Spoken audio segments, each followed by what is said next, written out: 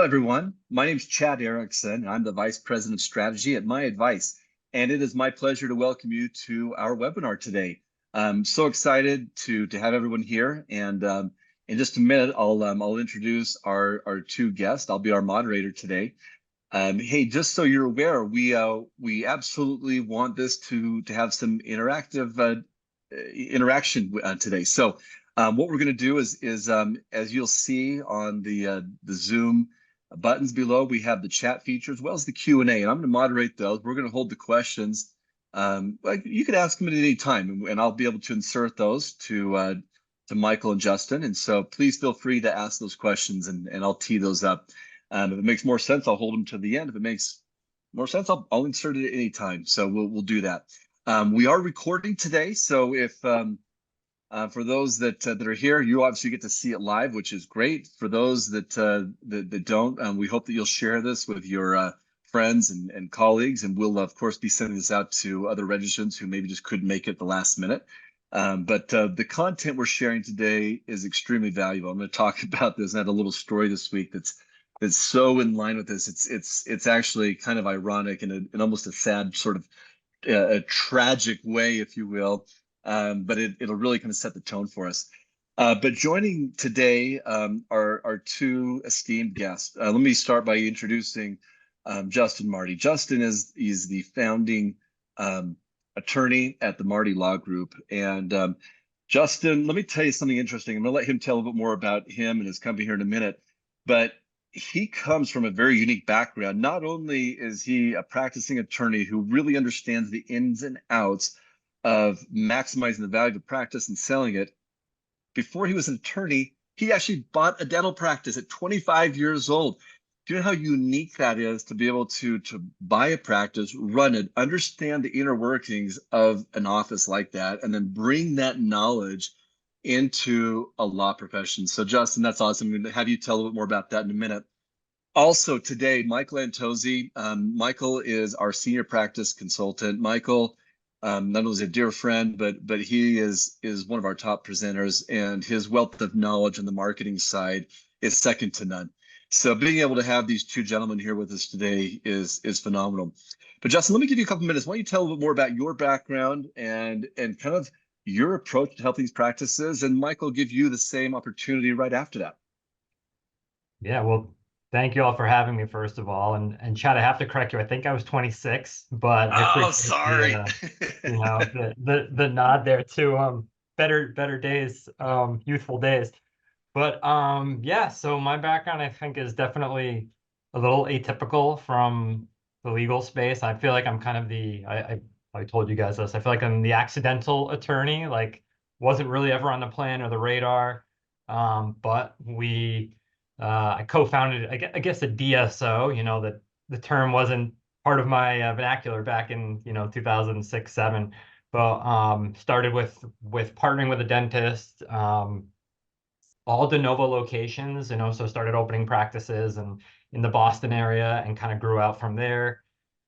Probably a 12-year journey, and we had 45 locations at the end of that across the Northeast. So I sit in Connecticut today. We went up into kind of New Hampshire, Massachusetts, Connecticut, down into Jersey, New York. So pretty cool, like wild ride, doing a little bit of everything other than Amazing. Practicing dentistry. And for some reason, I guess my nerdy brain was bored while we were running that operation, so I decided to go to law school at night, and really just wanted to learn. And we were dealing with kind of a sizable organization, 50 million in revenue, and hundreds of employees. And I feel like I had a number of partners, but still felt like we were flying a little blind. So I was like, I'm going to educate myself and do this law school thing, but really didn't plan on practicing. We exited. It was great, PE exit, and my phone started ringing with providers calling and asking, how can I help them with their exit? So kind of made sense to put on my lawyer hat and actually, begin doing this. And so I'd say M&A is a big part of is probably half our business, pure M&A transactions. And the other side of it is a lot of compliance work, structuring entities, but all super focused on aesthetics, dentistry, and a couple other healthcare verticals. That was phenomenal. What a great story. And the fact that you grew that to 50 million. I mean, Did you ever imagine it was going to get that large before you started with the first one? No, I recall actually my mother was a dental hygienist for 30 years, and I recall telling her, I'm gonna go open a dental practice with a dentist. And she's like, what do you mean? You can't do that. You're not a dentist. And I was like, I think I can, but it's like this weird model. And everyone was like, run for the hills. What are you doing? And a lot of sweat equity when we started off learning. We were in a high, very diverse population. So, mi español no muy bien, but I was practicing more and more. And it was super cool though. I mean, literally just cut our teeth on everything and never could have imagined it would grow to what it did. I was very fortunate, very lucky with the market timing, had great partners and yeah, so here we are. Well, congratulations, and that's a phenomenal story. Mike, tell us a little bit more about tell our audience a little bit more about you and your background as well. Well, to start off with, I'll just say that I wish that I was much more accomplished at the age of 26 than what you are. So kudos to you and all your success. So guys, thank you for having me the opportunity to get to present here today. My name's Mike Antozzi. I'm the director of practice growth consulting here with My Advice. I've been in this industry, gosh, since about 2010. Over my career, I have worked really with thousands of fee-for-service practices, lots within the aesthetic space, lots within the dental space, other surgical verticals as well too. But really, just helping to really consult and to give sound guidance in terms of really increasing practice valuation, increasing really the top of the lead funnel. Getting patients to the door, getting the phone to ring, really through strategic digital marketing. Historically, you might have seen me present at past meetings, both within the dental as well as aesthetic spaces. I'm on faculty at the aesthetic show. I've done a lot of presentations through AmSpa, Aesthetic Record, AAID. Justin, like you, I also have some dentistry in my family. My wife is a dental hygienist. I always will tell people I always enjoyed going to the dentist until I started to date my wife, because I feel like it's payback time for her. Yeah. But yeah, so thank you for Chad, for having me here, and it's great to be here to talk about really having this conversation on growing valuation into your practice. Wonderful. So setting the table for everyone who's here today, we're going to be talking about maximizing your practice's value, and really talking about this subject of the buy sell scenario. But really, we're going to focus a little bit more on how to really maximize your own practice for a future transaction. And as we start, I want to share a little story today that I'm going to call it it's a tragedy, if you will, in many ways. A client of ours, a good friend of mine that I've known and has been a client for the past almost 17 years, he recently retired, and he did zero preparation for selling his practice. He was very successful and is a very accomplished plastic surgeon. I'm not going to give where he was located. I'm not trying to embarrass anybody, right? But he just kind of went through the motions of shutting things down. Of course, ended surgery partway through last year, so he was just wrapping up all surgical cases, so all complications were done and handed off. But he never made any plans for actually doing anything with his customer base, his client base, that he built up in these relationships. And so anyway, went through the whole retirement piece, and with us, paid his final bill. We took his website offline. And about a month after everything was down, he called me up and he's like, "Hey, Chad, I'm just kind of thinking, what do you think I could get for my website?" And I'm like, "Doc," I'm like, "it's worth zero." He's like, "What? I thought I could get some money out of it." I'm like, "You probably could have if you had made some preparation to sell the practice maybe 18 months ago or 5 years ago, where you had a plan in place of what you could do with your customer base and the website, and there would have been all kinds of options. But with you just closing the doors, this website really doesn't mean anything to anybody else at this point. It was yours." And so I said, "Unfortunately, there's nothing." Now, I would have loved to have the value, right, and bring somebody on and keep it going, but there was just nothing there. And so he was bummed to hear that, but it was the reality. And I think that it was setting in that he didn't do anything, and he probably could have made several $1 million. In fact, I know he could have if he had done some planning in advance. So that kind of sets the table today, and hopefully those who are listening do not want to be part of that tragic outcome similar to that in the future. And so let's talk. Let's get into some of the meat of this today, and let's talk about some of these factors. Let's start with the factors of selling. What are these factors that they need to be thinking about, and maybe what the time frame is on that? And Justin, why don't you kind of take us through that a little bit? Yeah, it is a painful story to hear because like it is so avoidable. Not to twist the knife here, right? But I always tell folks, and I've done this, I've been guilty of this myself in different business endeavors. I had that really great success I told you about. I probably left out the 5 like fall flat on my face, failures. Um, beginning with the end in mind is so critical. It really is, from thinking about like what do you want out of this, right? Like and folks want to practice and want to set up a great, dental or aesthetics practice and, treat patients and have a great experience. Absolutely. But like, let's think about avoiding that scenario you just talked about. And how do we set you up so that when you do go to exit, you're properly compensated and you're set up, and your family's okay once you're done. Um, so many considerations go into it when building the business, as you all you know so well, and you guys play a critical role in that. Um, so I think starting early is the key, and that can go down so many different rabbit holes. But we consider legal structure, and again, we'll maybe talk a little bit about management service organizations and what those look like and the purpose they serve. But really, just identifying the goals, your time frame, and then how do we get you there, right? And we're legal, we're not kind of financial advisors. We collaborate with great people. We obviously know some marketing folks who are great. But we really I feel like you have to build your team of advisors. A lot of times I talk to folks about like, hey, we're your legal partner. I don't want to be your lawyer. I want to be your legal partner. I want to help you overcome some of these hurdles, but you also need your financial partner and your marketing partner. And I think, folks who build their stable of really strong partners are the ones who I think, are maximizing their revenue at the exit. Thank you. That's a great lead in, and I think that you nailed it. I think there's three legs to the stool that everybody needs to pay attention to.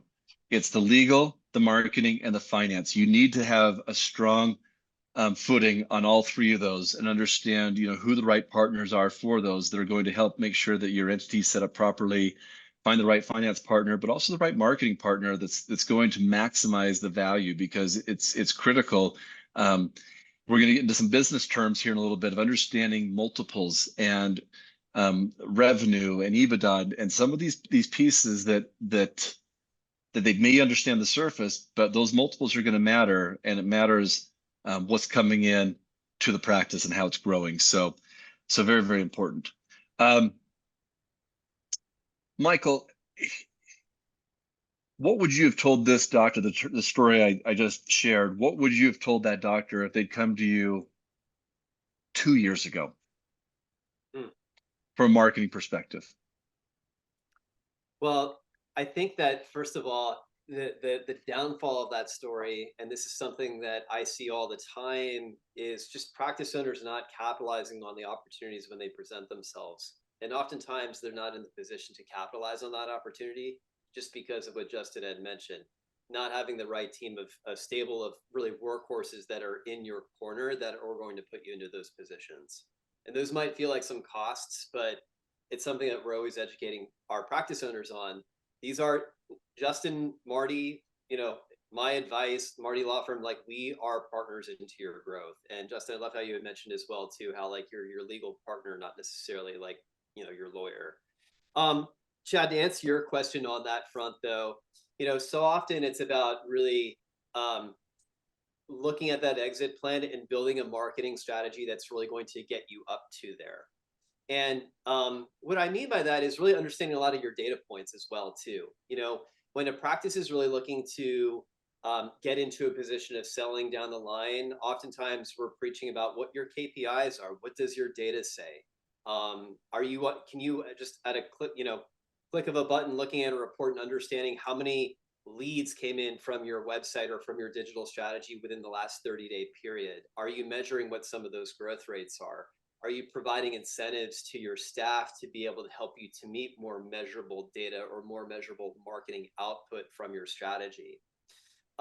So much of what on the marketing side, what you're really doing is you're creating a much more efficient sales funnel. So that way, any buyer that you're really that's potentially looking at acquiring your practice can really look at that data and say, boy, I don't really have to build the marketing machine. It's already embedded into here. Yes. And they're able to reap those benefits really right away. And so if I were to go back to that doctor and really talk to that doctor, I would really be thinking in preaching about how well are you understanding your data? Are you really measuring what we call matters in the marketing strategy that you have set forth for your practice?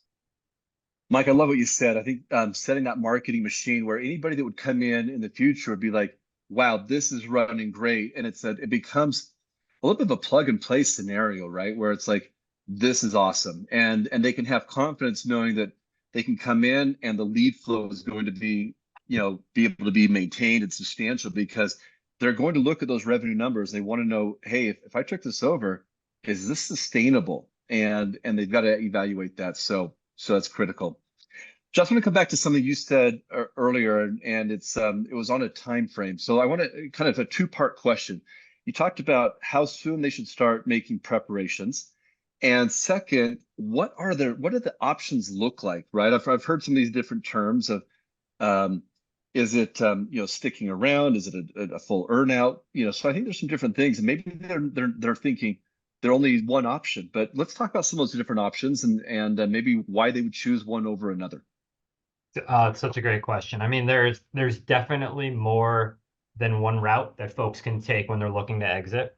And I think that's important for people to remember is that what I always tell them is there's two considerations right away. One is, are you ready to sell? And that's truly more of a, like, no matter what path you go, what will life look like after the exit? And certainly that's like more of a philosophical consideration and what they want for themselves. And we've had folks who have come to us looking to exit and then change their mind because they've really thought about what that means, like to possibly work for someone else or maybe not have this thing they've built. I generally try to sway them away from changing their mind at the 11th hour, but they've done that. I think we usually see kind of a couple types of buyers. We'll have, for maybe I'll call it a smaller practice, maybe under $1 million in revenue. EBITDA is kind of the phrase, people want to look at. Essentially, for folks who don't know, that's more of like what's your true profitability. As business owners, we all have our little perks. So when we kind of put those back in, we land at what a true profitability number is for your practice or your business. So smaller practices generally might trade at a certain percentage of revenue. As you get into some larger practices, maybe a couple $1 million, maybe more, it starts to look at this multiple of EBITDA. Those are certainly not like written in stone rules, but that's kind of how the valuation looks. Regardless, you're probably going to have one or two buyers. You're going to have like a doctor-to-doctor transaction, we call it, right? Or like a professional to professional. So maybe you're an NP and you own a thriving practice, and there's another NP who wants to come in and take it to the next level. And that might look like a simpler kind of transaction. And then there's going to be a private equity backed, management services organization. So a large, possibly national or international player with a really heavy kind of Wall Street backing, who's going to probably have a much more complex deal, but also probably tie bigger dollars to it. And so what I always tell folks again is number one, that gut check of like, okay, are we ready to do this? Are we really ready to sell? And number two, let's try and look just beyond the dollar amount. Because I think so many folks get tied up in like, this is the number they threw at me, like that's the group I want, when there's so much more to consider. So again, the doctor-to-doctor transaction, maybe a little simpler, maybe like, hey, here's the purchase price, seller, can you stick around for a couple months and show me the ropes and then move on? Whereas some of these PE groups or MSO buyers or PE-backed MSO buyers, they're going to have quite a few elements to their transaction. They'll have a cash at close component, of course. How much of this, if the total purchase price is $1 million for simplicity, maybe 80% of it you're getting the day you close. Maybe, you know, 10% of it, 100,000 is tied up in some sort of, you know, earn out. So you have to really kind of produce, so your practice has to make sure it's hitting certain benchmarks. And then there's maybe 100,000 that they want you to roll over in equity. And so you're actually like buying a position in this company, it's buying you. So there's really different elements to consider. And so I always kind of tell folks, like, let's take a step back. You know, you've got an LOI in hand, or maybe you've gotten 2 or 3 from different buyers, and let's tease them apart, you know, and because it's not always apples to apples. And it also plays into like where that individual is. Like I said, where are they at in their life cycle? You know, if it's a dentist who's 70 something years old and wants to go, you know, sail the world and just not interested in practicing, sometimes one buyer may not be the best fit because they want the person to stick around. If it's a younger, you know, injector who's planning on not going anywhere but wants to take some chips off the table, like there's probably a different type of buyer for that. So there really are different avenues and kind of buckets people can go into. But I think the most important takeaway is just realizing like there are different paths and way to shape things, depending upon, you know, what people are looking to accomplish. And that really goes back to what you said at the very beginning. It's starting with the end in mind. And I hope that people are hearing that there are a lot of different options. It could be that, hey, you want out completely. It could be that you're looking for stability with a different organization that that might be able to minimize your costs, right? Because they bring in a purchasing element that you couldn't get on your own as an individual. And so, you know, if you're in the aesthetic world and you're working with one of these managed service organizations and they've got relationships with Allergan or Galderma as an example, right? Or some of the laser companies, and they can already negotiate those products at a fraction of the cost of what you'd get on your own. Well, then anytime you do, you know, you get that equipment or those injectables or that neurotoxin, you're getting it for a lower cost, which means you can charge your same price. But guess what just happened? Your margins went up, which means your profitability goes up. So, you know, again, think about what you want it to look like, what you want those benefits to be. That's you know, these are great messages because there's a lot that can happen. Justin, you said one thing that was a little intriguing, and I want you to maybe expand upon this a little bit because it's certainly something we understand, but I want to make sure that these practice owners get it that are listening today. And it was, if I invest maybe $100,000, just following your example, back into the firm, there's an opportunity for what we call a second bite at the apple. But maybe tell our audience what that means for them potentially. It's always one of the main considerations, I think, when we deal with you know, a management service organization or private equity group. So taking a step back for, you know, finance 101 really quickly, I guess. So, you know, a private equity group is, I guess people think of it almost like a Wall Street type of scenario. We've got different investors who are pooling money, and it's just that it's private funds, you know, as opposed to like a public stock investment, I guess. And those investors are looking to make a return, right? Like, unsurprisingly so. So they're going to build a team probably, and that team may be what we call the MSO, you know, the management company. Maybe you just see them as a nationwide med spa or dental chain, but they're buying practices up actively, and their goal is to purchase practices, right? Build these synergies, like you just said, Chad. I mean, they have buying power. They have so many things that they can immediately purchase you and bring value to the table. So part of that is, right, you're a selling practice owner. Great, let's try to get top dollar and you know, have a nice win when you exit. But by staying kind of invested with that group, everyone's hope is that that private equity company is going to turn around and sell in, you know, 5 to 7 years is usually the loose time frame. So what that means is now, you know, you sold your practice once, you've retained some equity in this new group that turns around and sells again. So that's what we call, like you said, the second bite at the apple. You're actually getting another payday essentially, when that private equity group sells to a larger private equity group.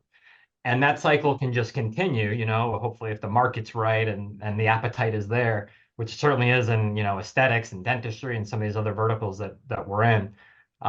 You can kind of have multiple paydays, for lack of a better term. So again, that's why it's so important that folks don't just think about, you know, the cash at close, but if they're looking to stick around and partner with this group long term, you know, you really want to know like who is your buyer, because again, you're going to be probably involved with them for quite a while. And you want to make sure you can potentially have those multiple exits, as they call it, rather than just one and one and done. Awesome. So great message is looking to see again, what is your goal, right? You as the practice owner, and this is where the conversations start. And so, you want to talk to Justin after this, and one of the first things he's going to ask is, where do you see yourself? What do you want it to look like? And it's really has to become consultative and really understanding what drives you. What are your goals? What are your dreams? What's your vision? And because before anything else can happen, you have to be able to answer that question. And so I think that's critical. Yeah, Chad, I Uh, think that to tag on there too, please. it's something even like when we exited our large exit, I did not start with the end in mind when we first got into it, right? I was like, this is me learning a number of years later. Like we were just growing this thing, and as time went on, we're starting to think, okay, like thankfully, let's think about an exit and what does that look like. But it was messy, and we kind of zigzagged around trying to figure out where we want to go. And I think I've read there's a really good book that I'll give a plug. It's called Exiting Your Business, Protecting Your Wealth, and I have to remember the author, but it just talks about the fact that I think like 20% of businesses, businesses are saleable, or sellable, however you want to say it. And a lot there's multiple reasons for it. Some are just too dependent upon the owner, right? When the owner's gone, like maybe the business can't sustain. That's why you guys talked about the marketing channels and kind of making it. I always look, even our law firm, I'm like, I actually hate that I put my name on it because I want it to be bigger than me and I want it to, exist after I'm, I don't want to be the only one. Um, but I think you've got to really consider those things and make your business or your practice, attractive to these folks so that there is an exit opportunity and you don't, like you said, end up talking to your friend who shut it down and shut down the website and kind of, that's kind of the old days of how dental practices, they would just hang it up and, the doctor would retire. And then one day someone was like, you know what, there's a lot of value here if we do this right. So yeah, I mean, have to add that on that there is really like an opportunity for folks to build something really valuable if they're just planning, in advance. Yeah, do you mind if I interject with a question here? Please. So Justin, I'm just kind of curious to know. I mean, because you had mentioned, we had this conversation about looking at the end in mind and keeping that in mind, but you kind of admittedly said that you didn't start that way. So I mean, what was I guess maybe if you were to go back to your 26-year-old self and maybe give yourself like one piece of advice in hindsight that you had learned, like what would that have been? Well, one piece of advice might be to save a little more money and not think you're a rock star and party all the time. Once you start making a few bucks, that's helpful. But so I'm still working. But I think um, Talking about obviously like the sales side of the practice and yeah, from that perspective. yeah, I think we certainly would have. Like I said, we were fortunate enough that probably 5, 6, 7 years in, we started to realize like, okay, our systems are not tight, and kind of we had 40 something locations and Mm. we're comparable, but some people are doing things this way and some people are doing things that way, and that's not scalable. Like we were able to hold it together with band-aids, but I think we really took it up a notch and we figured out, okay, this is our marketing partner and this is how we collaborate with them. This is our intake process and this is literally the scripting we use. And when we kind of turned that corner and got everything aligned, it made it very clear, like this is how we scale. And then once we knew how to scale, it was like, all right, so what do we want? If one guy wanted to stick around and wanted to hang out as, the CEO or whatever title, other folks, we had, like I said, about 6, 7 partners by the end. Other folks wanted to exit and sail off into the sunset. I was probably somewhere in the middle. So I do think if we had those discussions earlier on, and we sat around the table and figured out like, hey, what do you want out of this? What's the life cycle? 5 years, 10 years, 20 years. That would have helped us put some of these things together and we would have hit even higher levels of revenue. Again, we were still fortunate with some market timing and some pieces there, but and I'm grateful we didn't wait till the total last minute to kind of come together and try to come up with a plan. We had those vendor relationships in place and we had the employment agreements in place, all the stuff that as a lawyer, I'm like, show me the documents and, what does this look like? And let's go through your structure. But again, had we done that sooner, I think, even at the outset, I think it would have definitely helped us probably scale quicker and have a little bit more synergies when we did finally exit. That's great feedback, and I think that yeah, hindsight's always 2020, and I think one of the advantages for everyone who's listening today is knowing that they can learn from you and what you've been through, which they should be celebrating. Be like, okay, I don't have to go this alone. I can learn from somebody who's been there, who was successful, but also, admittedly made some mistakes or things. There's things they would do differently, and they're going to tell me what those are for me today, which is awesome. Um, Gentlemen, I want to shift the topic just a little bit, and let's talk about what would drive the value up in a sale. And Mike, let's kind of shift things over to you first on the marketing side. And then Justin, let's come back to you on, you talked about systems, legal standpoint. You started to get into some of these ad backs, right? So we'll kind of just letting you think about this for a minute. And if those are listening, like, what's an ad back? Well, if you think about the cars, the vacations, all those extra little things that you're doing, they're awesome, right, as a business owner, but they're going to impact you at point of sale. So we'll talk about some of those things that will drive up the value with your employees, et cetera. But Mike, let's talk about the marketing side, because there's a ton of value that can be driven up when done properly. And we've worked on both sides. Well, we work with a lot of MSOs, these, the management services organization, where they bring us in after they've bought somebody and say, look, we know you, we want you to be part of our system because you have a proven track record. But we also work with a lot of practices in advance of saying, we know how to help drive the value. But let's talk about that a little bit, Mike. So that's a great question, Chad. The one thing that Justin had just kind of mentioned that I really resonated with, just based off of kind of what you had talked about with your story, is really introducing protocols and process. It seems like that was kind of the thing that really helped to kind of escalate your growth to that next level. And for those who are watching this, you can look at the world really through two different lenses, which is growth versus scale. And just to kind of define what those differences are, growth could be 1 + 1 + 1 versus scaling could be, or I should say it's 2 + 2 + 2 versus scaling versus 2 × 2 × 2. And having some structures in place, kind of going back to what I had mentioned earlier, being able to quantify data is going to be very, very, very valuable towards increasing more opportunity. On the marketing side, Chad, one of the things that I see a lot of, especially businesses not have in place, especially if we start to work with them for the first time, is really a holistic web presence or a digital strategy. And really what I mean by that is that many practice owners are doing a lot of their marketing looking through silos. They think about, oh, I'm just going to be really heavily focused on like Instagram and social media, which if you're in aesthetics watching this, I see this all the time. I see a lot of practices just focus on doing a bunch of ad campaigns and getting those ad campaigns out there consistently.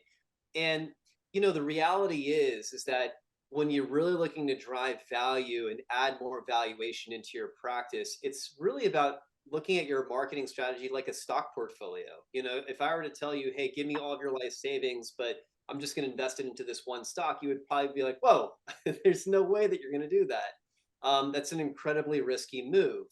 But if you want to really stratify your risk and really maximize on your returns, it's about having multiple plates which are spinning. So when we work with a lot of our practice owners, one of the things that we really will advocate for is really looking at your marketing very holistically. It's about having a great website. It's about getting your local search dialed in. It's about driving consistent Google review volume.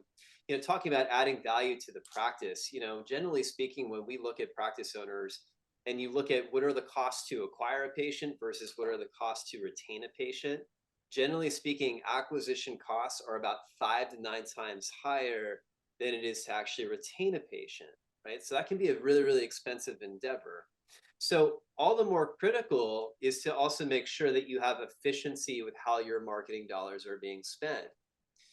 And really one of the best and cheapest ways of actually acquiring new business, but really presents the best ROI. I mean, what our data shows is actually Google review consistency. You know, as much as we might hate to admit this, medicine in today's age has become so much more commoditized. And, doesn't matter how great your Ivy League medical background might be, if people see that you're a 3.0 rated doctor with 50 reviews, they're just not going to go to you. That's just the way the world is going to work. And so it's really about, again, making sure that you're diversifying your risk by having multiple kind of plates spinning at the same time. Chad, one of the unique things about with my advice is we actually have defined a kind of a protocol and a process, which is what we call our pyramid of success. And it's really kind of a step-by-step approach that even if a practice is very well established, oftentimes they're missing a very, very simple foundational tools that typically mean that practice owners have to overextend to see a lower return on investment. And especially if you're looking to, again, add more valuation into your practice, you don't want to have inefficiency with how you're having to market yourself. So definitely, I would say, number one, making sure that you have kind of a diversified approach to your marketing strategy is going to be a really critical thing, not only just to add more valuation, but as a function of doing that, it's going to really you have to then adhere to having more processes in place, which, again, to Justin's point, was really helping to take him into that scale model. That's awesome. And Mike, part of what I'm hearing you say indirectly is basically work with a company, whether it's my advice or one of our competitors, but work with somebody that knows this industry. Yes, you could pick up somebody local, et cetera, that maybe knows websites and marketing, right? But do they understand the space? Do they understand how to truly drive traffic for the patients in this environment? And do they understand how to help differentiate and diversify, as you're talking about, so that it is the most successful campaign possible in today's world that's going to help build the value for a practice and not just be a commodity of a website and some marketing and we're going to throw that up there and it seems good. Work with somebody that can really build value. So I love it. Yeah, I mean, it's no different than and with all due respect, I'm sure that there's some really great plastic surgeon injectors that are out there. But if I were to get any type of neuromodulator in my face, I probably would prefer to go to a nurse practitioner or a PA, where this is literally all that they do is do facial injectables. I mean, yes, you make an argument both of them do aesthetics, but one knows this specific area much more intimately than the other. So yeah, I mean, absolutely, Chad. Like having a degree of specialization in this space really only helps to accelerate those growth goals much quicker and faster. Perfect. Chad, you actually took the words. Sorry to cut you off here again. You actually took the words right out of my mouth too. Is when we're kind of giving our pitch, which maybe I should polish it a little better. But I really tell folks, like, listen, we'd like you to hire us. If you don't hire us, please work with someone who specializes in this space, because yes, there's really only a handful of firms that we've found who really kind of are dialed in on this, and we stay in our lane, right? We don't go to court and litigate, or I always get concerned if we're doing a transaction or somebody comes to us and they're like, yeah, my divorce attorney set this up for me, and I'm like, oh boy, let's do some back up a little bit, So I think like you guys just hit on the head is like really staying dialed in, or finding someone, rather, a partner who's dialed in this space, your CPA, like people who really work regularly in yes. this world, because it's just going to make such a difference for you long term. Well, thank you. I think we're very much aligned on those topics, so it's great. But Justin, let's keep exploring this idea of building value.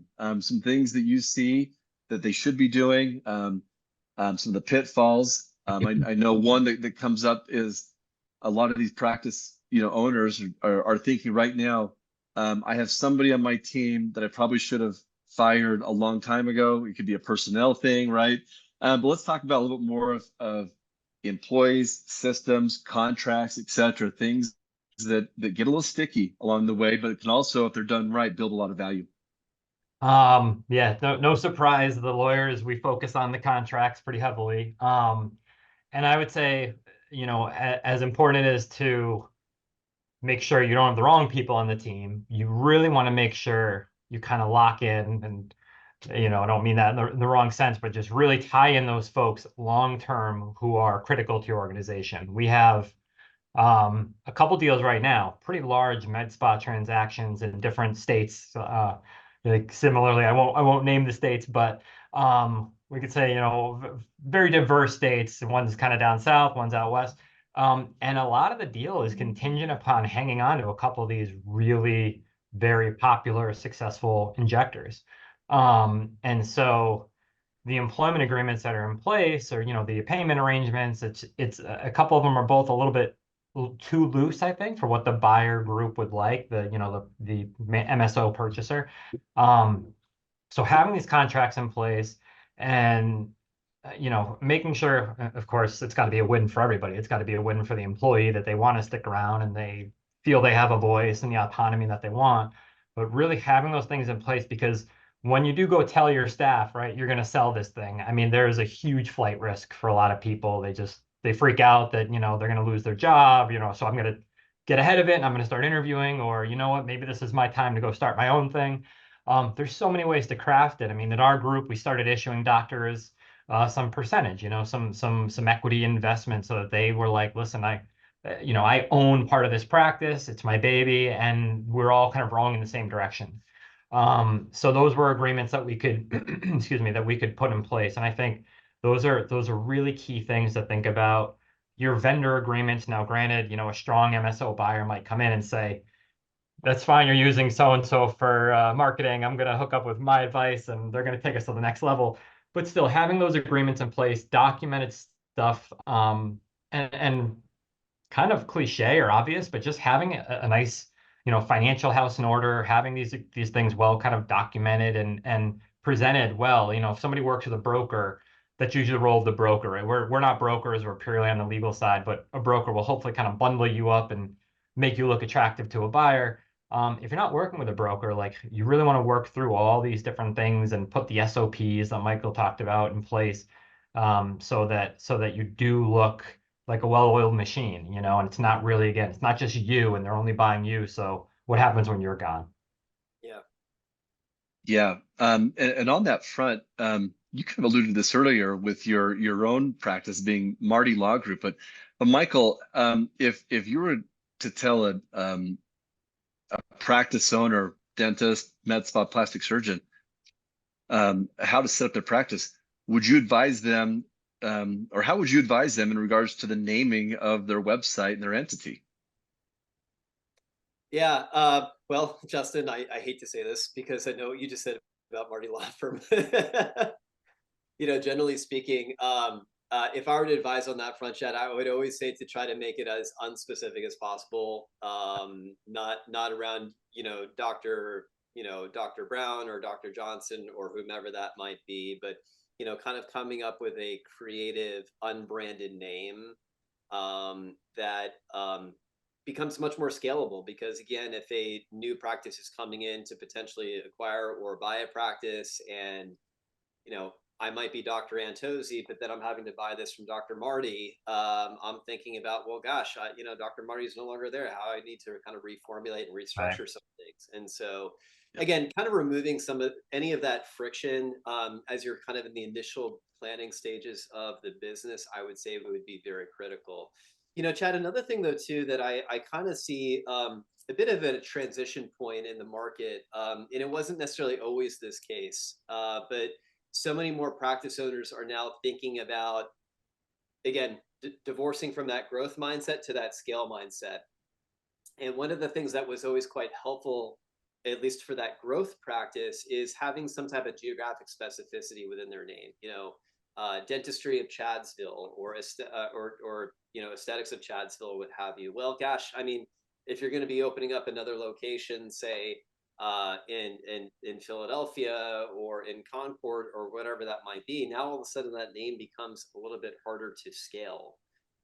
So it does present some advantages from the Google perspective, because so much of what we find with how patients, especially acquisition-based patients, are looking for services is based around geographic specificity. Them typing in like a name of a town or a city, but do kind of keep in mind as well too that when you're kind of really keeping your practice or that location name within your practice's name, it might limit you on the future side from the scale perspective. Yeah, good point. It can, in some ways, it can be an advantage. I know one of the MSOs we work with in Florida, they've got about 35 dermatology practices under their umbrella, and the locations work very well for that group. So it might work well for a group, but it also might be limiting. So I think I think what you're saying is again, thinking about the future, and if you're already in a certain path, maybe thinking about changing. And yes, rebranding is difficult, but you're better off doing it now as opposed to 18 months before you're looking to sell, right? Or do something. So, it's maybe you have to bite that bullet. And just Chad, one thing I would also add Please. to that as well too, if the practice owner is thinking about doing that before the sale, or maybe a year or two before the sale, talk to an advisor first before you make that decision, because when you change anything relative to the name of the domain name, it really can hurt a lot of the Google trafficking that You bet. digital asset has built up until that point. So do keep that in mind. I mean, every situation, frankly, has more nuance to it, which is why, again, having an advisor or a partner in this space is really critical to that. But for anyone that might be watching this now in the future, if you're thinking about that, just give a professional call first. Well, those legal entity names too matter and can help in the way that your legal entity is set up, right? In the structure. And that's where Justin can really help advise on that. Had a question that came in. I think this is a good time to throw this one over to you, Justin. The question is, when selling a practice, how do I go about transferring client records if I'm not the physician or medical director? That's a great question. It's very specific as well. So the handling, oh, and I should probably have said this at the beginning. None of this is legal advice. A little disclaimer, please. Perfect. No one's going to call and say, my attorney said. So the handling of medical records is so important, and I feel like overlooked. This kind of gets into such a deeper discussion as far as if someone requires an MSO or management service organization of their own. If someone is in what we call a CPOM state or corporate practice of medicine that has very strict regulations where only a physician can own, medical practice, which the states, they kind of disagree on everything, but the one thing all states seem to agree on is that med spas, practice of medicine. So in certain states, you've got situations where only a physician can own the practice. And so we have to devise this MSO model, and we kind of have two sides of the structure. And the first time I explained it to people, they're like, what are we, we're like worlds apart right now. And it takes a little understanding and reviewing how this model comes together and the agreements we put in place. But that's kind of the first piece. So once we have that, then it's like, what does the handoff of these charts look like? Because really the value of any of these practices, whether it's a dental practice, an aesthetics practice, it's that, it's that client base, it's those patient charts really. And so there's something called a, medical records custody agreement or dental records custody agreement that we really have to go through pretty closely. And it's funny because a lot of the M&A deals we do, I can often tell if we're dealing with someone who doesn't really do stuff specific to our industry, because there's some nuances, there's some things that are missing. A business associate agreement is something that you all might utilize or get eyes on, which is kind of anytime we have protected health information, when you're dealing with, a medical practice and patient names might be given out to this kind of third party provider, even ourselves, like, let's get this agreement in place to make sure I'm bound to the same HIPAA requirements you are. So when we hand off the transfer of the patient charts, we really have to make sure that we have the proper documentation in place. And again, it really turns on the custody of those records, and it has to be really provider to provider. Again, major rabbit hole, like vortex we can go down, because these MSO groups, a lot of folks are like, well, they're a big corporate buyer. Like, how can they go out and acquire med spas if they're not all physicians, in Texas or California, one of these more strict states. And so again, they have that MSO model in place. And somewhere in that model, they do have a licensed provider. Like, they just have to have this, we call them the friendly doctor or the friendly dentist who kind of is part of the team. of that buyer. And so really the handoff of charts goes from that, it's really medical provider to medical provider is the best way to say it.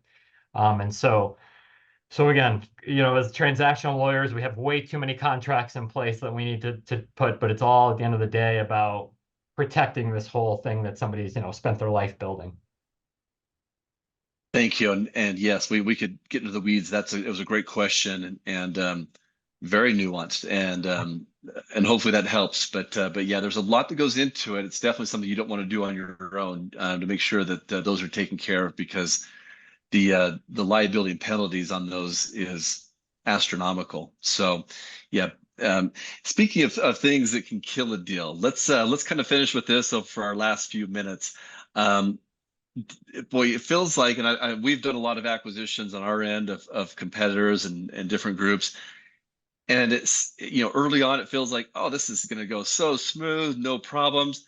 And inevitably, there's always some challenges that come up. We've had deals that got killed. And but let's talk about some of the potential pitfalls or things that just they should be looking out for that may sort of trip up a deal towards the end. But I had a nickel for every time I was told this is an easy deal and it's super quick. And we're gonna close in 2 weeks, and that's the one when I like make a note next to it, like, all right, this is be prepared.